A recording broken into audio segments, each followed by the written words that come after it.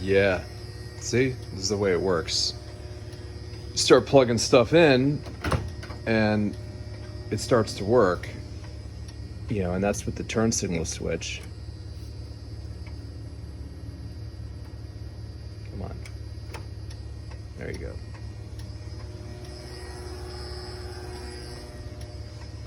Obviously the front lights aren't hooked up yet, but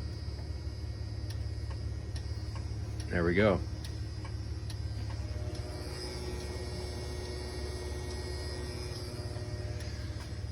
This flasher is up in here. I was thinking of putting it somewhere where it can kind of like resonate. Maybe in there.